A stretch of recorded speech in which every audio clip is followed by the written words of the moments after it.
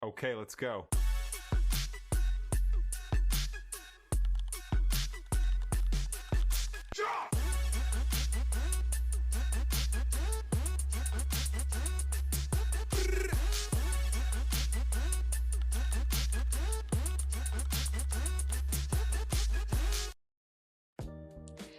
Hello everyone, welcome to my YouTube channel. Are you a virtual assistant or a professional who needs a booking page? And if you'd like to have a booking page just like mine, then you're in the right place because I'm going to show you how you can create yours so that it turns out this way. Without saying so much, let's get right into the video. So the first thing that you need to do is you go to calendly.com and then you can sign up using your email or your Google account. So once you open your dashboard, you're going to see a page that looks like this, and you're going to create an event that looks like this.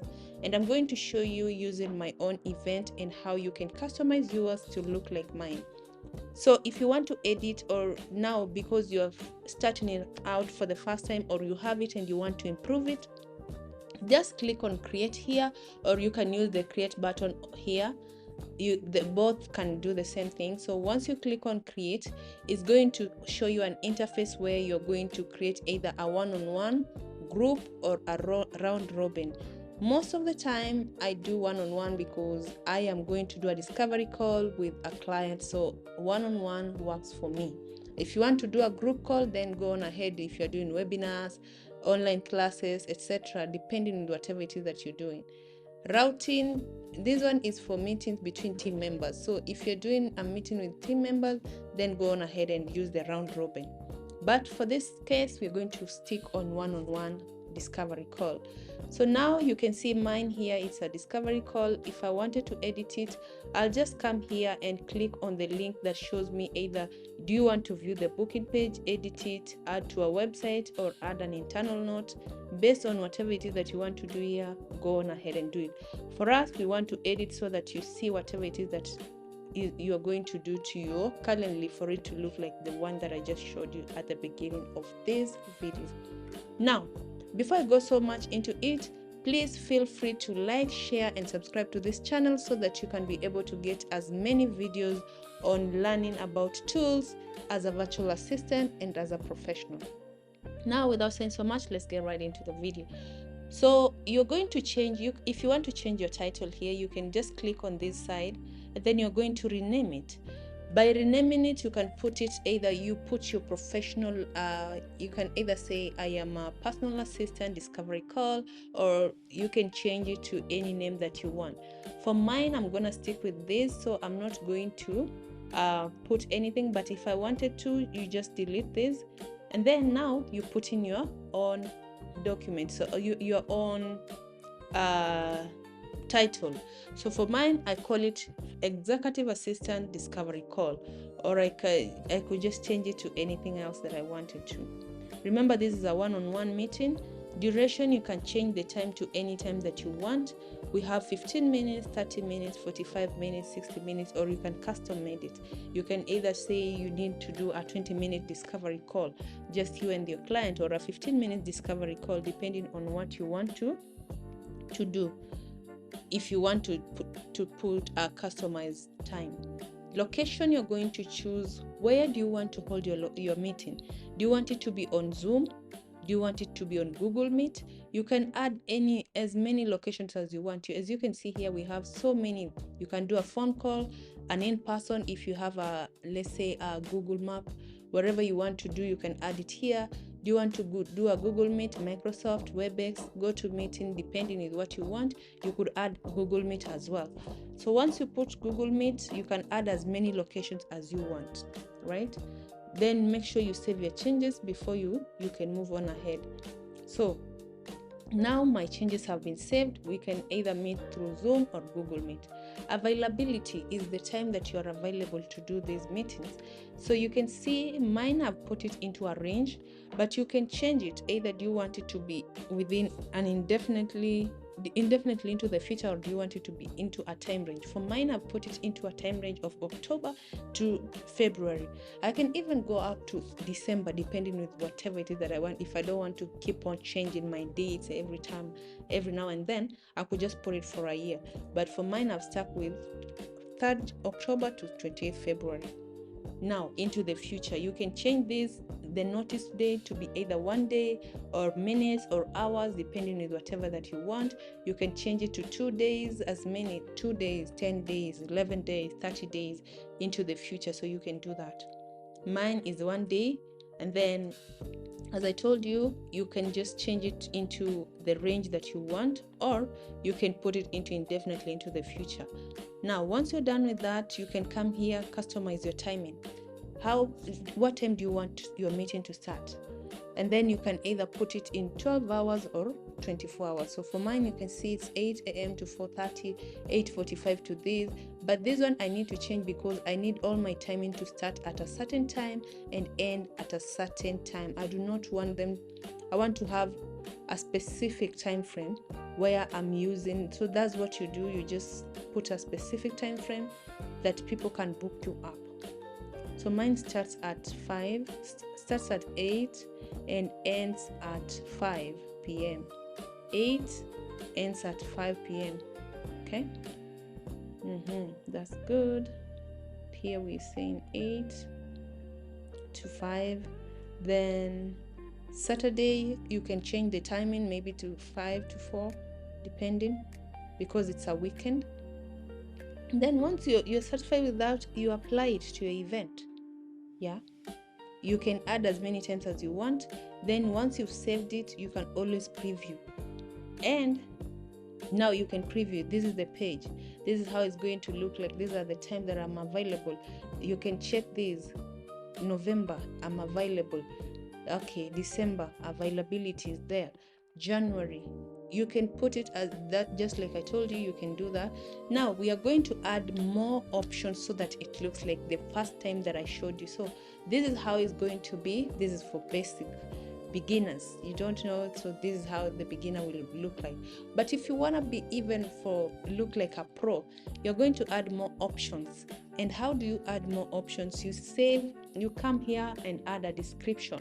Make sure you tell your people how your call is going to be. This is how mine is going to look like.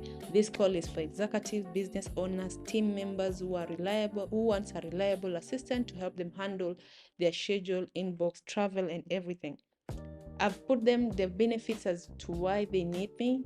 Availability, I've put the time. So I'll change this to 8 because I've changed my timing from 8 to 5 p.m. Eastern time. And then from there, buffer time, I have put 15 minutes and 5 minutes to before the event, 5 minutes, 15 minutes after the event. And then we have the booking options. I've put in the automatically detect the show times in my invitee's time zone. And then the invitee form here, you're going to come and put in the form. So these are the questions that you saw. You have to put in your questions so that you are able to get information needed with your client or the potential client that you're talking to. So for me here, I've added I need to have their first name, last name, and the email. And then they can invite guests if they wanted to. Location, of course, they have Zoom or Google Meet, or they can even add theirs if they want. Questions, I've put the question that I want to know from my clients. So for example, we wanted to add a question. You want to know how to add a question. You're going to just, because I don't want to be going about, so you can delete this. Then you need to add a question. You're going to add a question and say paste. So please share anything that will help prepare for our meeting. I need a business and company name for this matter. If it's not required, they don't need to. You can leave this blank.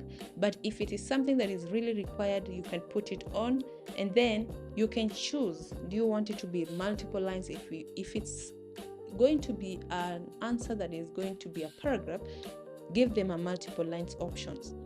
Or you can use radio buttons, check boxes if you want to put, let's say, yes, no, maybe. But for this case, the question is one line because it's just the company name or the business. and then I'm going to put it status is going to be on. Question 2, please describe your business in a few sentences. It is required multiple lines because they are going to describe it. It's going to be a paragraph. Status is on. Question 3, just like I showed you, if you want to delete a question, you come here, delete with this. If you want to add a question, you just come here with your question that you have, and then you add it. Right? You add your question, who is your target audience, you put it as required. Multiple lines, do you want it to be multiple lines? Of course. The 4th question, I'll show you another question where you can put the check boxes. So for example, we have, are there any recurring tasks daily, weekly, or monthly? So this one, as you can see, the question really requires for somebody to either say yes, no, or maybe. So you're going to give them options. So if you're going to give them options, for example, this is our answer, our question right here. We want to put our question. We are going to put our question there, and then it is required. You cannot give them a one line here, because if you give them a one line, then they're going to you can do that, but then they will be telling you daily, weekly, monthly. Or you can, instead of saying yes, you can say daily. Hold on. Daily, put weekly, and then you can put there monthly.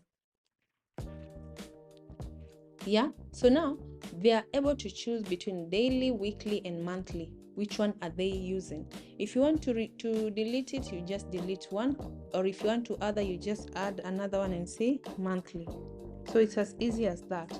Now, once you have that sorted, you have to give them other questions. For example, you see also here it's check boxes, or can be drop down boxes, email, Slack, WhatsApp, add any other options. They can also tell you what it is that they want, the time zone that they have. So those are some of the questions that I have. And then once I'm good with it, confirmation page, of course, is just going to show them because we are on upgrade. But for those people who want to upgrade, they can always come here to this page, and then you can see my changes are saved, and they can come here and say, hey, put a link name, this is after discovery page, this and that. Add a new link. You can put in a new link if you have one. Payments, you can choose how do you want to collect your payment. You can go to integration, connect a payment option. So if you want to connect it with your payment option, you can just come here, connect it. If you have Stripe, if you have PayPal. So for this section, I'm not going to go through it right now, because it's going to ask me so many questions, and these are things that are, let's say, private. But this is how you're going to do it. You integrate it, see all the integrations, put it all here. You can integrate with that. Once you're done with it, just go back to home. Once you're done with the integration, just go back to your home page, and you're going to see everything that happens. So we are going to go back to our home page just to see where we are. So once you're done with everything that we were doing there, you've saved all your changes. Make sure you've saved all your changes. They are saved. The green button here will pop up, and it will show you they have saved. You can have a preview of what it is, how it's going to look like. So you can have a preview, but I'm going now to show you, once you've done everything and you're satisfied with whatever it is that you're doing, go to it, view your landing page, just to see how it looks like, how your calendar looks like after you've done all the changes. You can see here, you're going to click here, and then you can preview how it looks like. So for when a client comes, they click in, maybe they need that date at this time. This is what they are going to see when they come to your Google page, and they are going to answer that. And then after they are done, they are going to schedule the event, and that's what you do in Calendly. That's how you create your booking page. Thank you so much for sticking around to the end.